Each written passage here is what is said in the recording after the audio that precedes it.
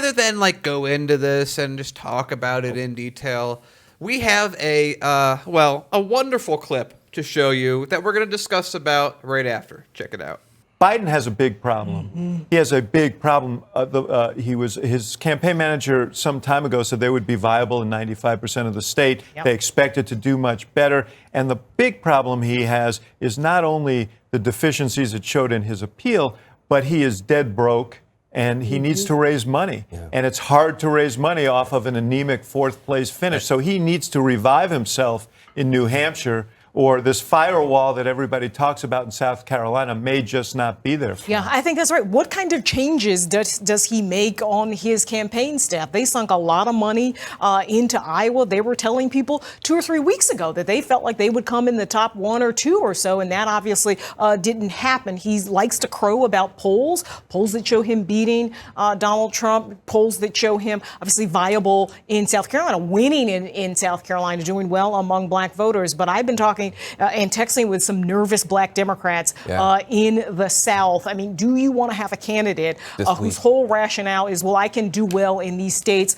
that are down the line and not do well in states like Iowa? The crazy thing about it is, intellectually, conceptually, you say, well, he's not going to do well in Iowa, blah, blah, blah.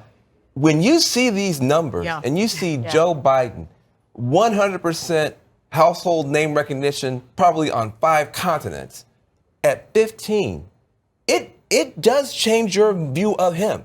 When it was just an idea, well, he might not do well in Iowa, he'll make it up later on. Now we're living in the reality of he fell down these stairs, and I don't know how he gets up. I think also that we saw him bleed numbers while we saw the top 3 picking up. I think that's a really clear demarcation as to which candidates had decent nights and which ones didn't, which ones actually lost support. I thought it was very interesting to see how many people seem to view Buttigieg as a second choice.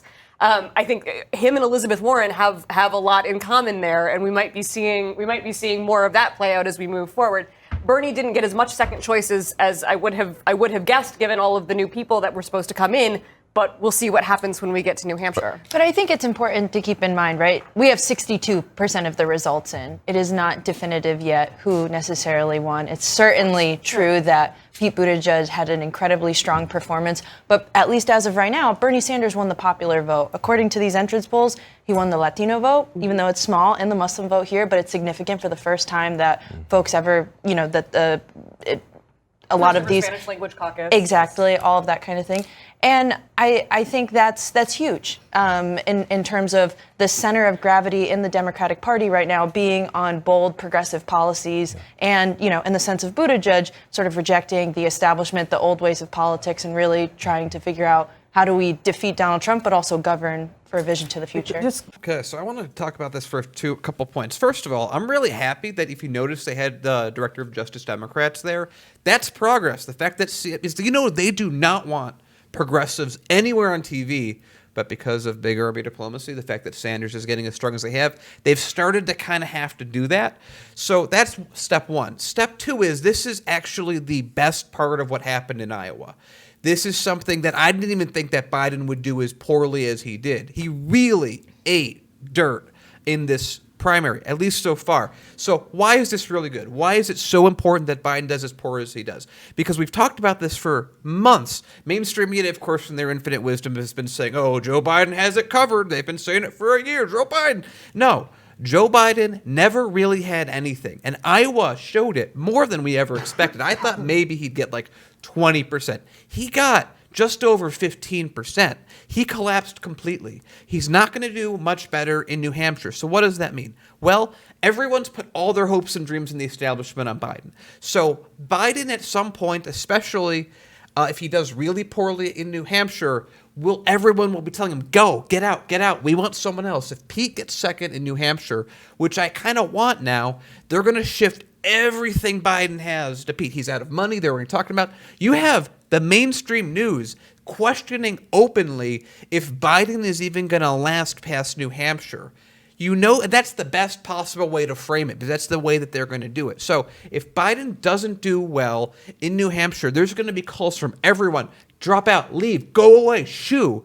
They're going to then put all their money into Pete Buttigieg if they're smart, and it's still a dumb move. And if they're really stupid, they're going to throw it onto Bloomberg, which will be even worse, even dumber, because then it will literally just hand Sanders the first 4 states, which he will then use to just walk his way to victory. But they're probably going to then throw it onto Buttigieg. If they do that, Biden pulls out, even if he endorses Buttigieg, we know that the second choice for Biden supporters is Bernie.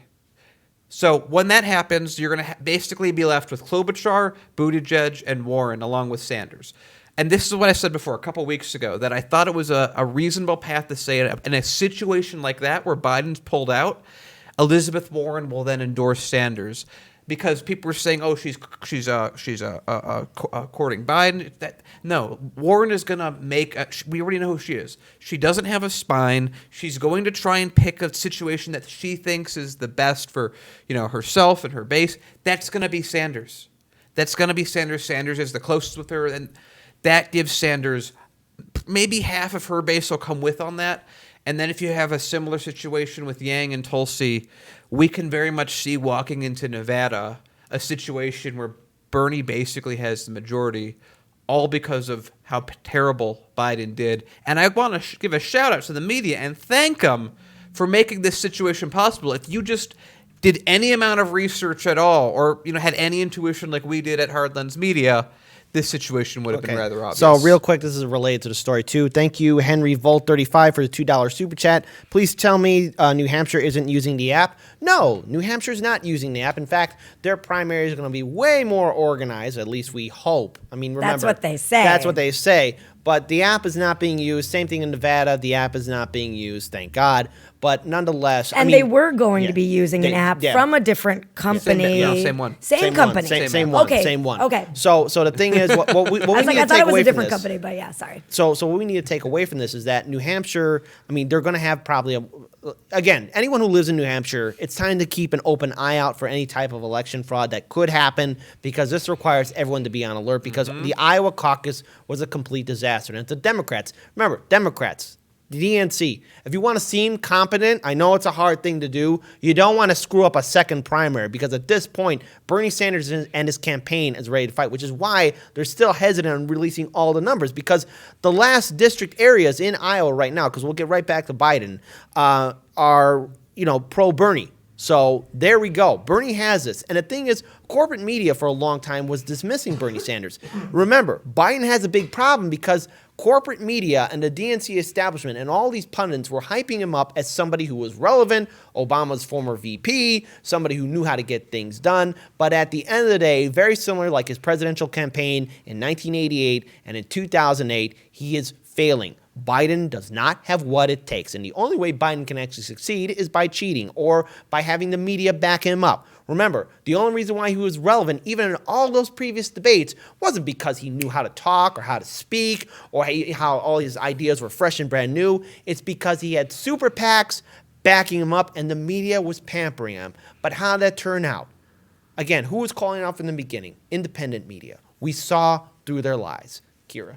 Yeah, well, and now that Biden's Iowa numbers came in so poorly, I don't think a lot of those backers are all that interested anymore, especially when there's like mini establishment Pete, right there, like on Sanders' tail, right? I was just looking up the New Hampshire polling right now, and if the New Hampshire polling is any indication of whether or not Biden's going to be in this race for very much longer, I would say he's not. He's polling at 15.6% right now in the state of New Hampshire, and Bernie Sanders is at 25.8%, and he has a commanding lead above Biden, 10%, and then everybody else is below that. So I don't know. I think that Biden he definitely has a big problem, and I definitely think he's on his way out. I don't even get the sense that he has his heart in this race anyway. He was forced into this, really, probably out of his own ego and pride and people advising him, telling him that he had it. But the thing is, come on, Biden, everybody loved Obama. You should have listened to me. Yeah. You should have listened to me early on in the summer of 2019. Don't run. I mean, but granted, I lost the pizza bet. But my advice was probably the best. Yeah. Don't run. He's not going to do it. I mean, you're that incompetent. I mean, come on. I was helping you out, buddy. So I want to add one last thing that I should probably mention in all this. The other reason that I do want Pete to take second in New Hampshire. Pete is what you call really bad with not white people. In general, specifically, doesn't matter. Pick one. They're the same answer. I think you're being a little bold by saying that he might be second place in New Hampshire. No, but that's what I'm saying. I'm not saying he will be. I'm saying I want him to be. Because if Pete does that, that increases the likelihood of the scenario I just mentioned. He's at about 14% right now. If that happens that way, then what they will do is they'll say, Pete's our guy. He's the guy that people are going to. Shift everything to Biden. If he doesn't do as well, that answer isn't as obvious, and it isn't the Biden dropping out becomes less likely. So if that happens, I don't care if he takes second in New Hampshire. What'll happen is they'll go to a state that has Latinos and black people and just not white people, and they're going to do what they've been saying, and that is just not vote for him because they want nothing to do with him. They've either heard what he's been like as a mayor, or they've just heard him speak. And they're going to go, no, they've just observed him and said, this guy is so not interested in helping me out. And so then what happens is then if we're in a thing where everyone, again, all in, and then you really have left, again, Buttigieg, Bernie, Klobuchar, Warren, again, in that scenario, Warren's going to keep dropping, and she's not going to want to just kind of fade away. She's going to want the best deal she can. She's going to try and get like finance cabinet or something like that, which I'm fine with. As long as it's not VP, fine. I don't care if it's Warren the Snake. Put her in there. The votes are going to be more important than the cost of having her in there, as long as it's not VP. And there's no way she'll be VP. Yeah, and so so if that's the scenario we're in, then Bernie's in a really powerful setup. Bernie's doing really well. Kira's also doing very, very well. And then Buttigieg is going to get all the support that they're going to throw at him, and it's just going to collapse in real time. And then eventually, Klobuchar will probably be running around trying to stay relevant, and so then it will ultimately go between Bloomberg and Sanders, and I think that is maybe one of the best 2 versus 2s that we could possibly ask for.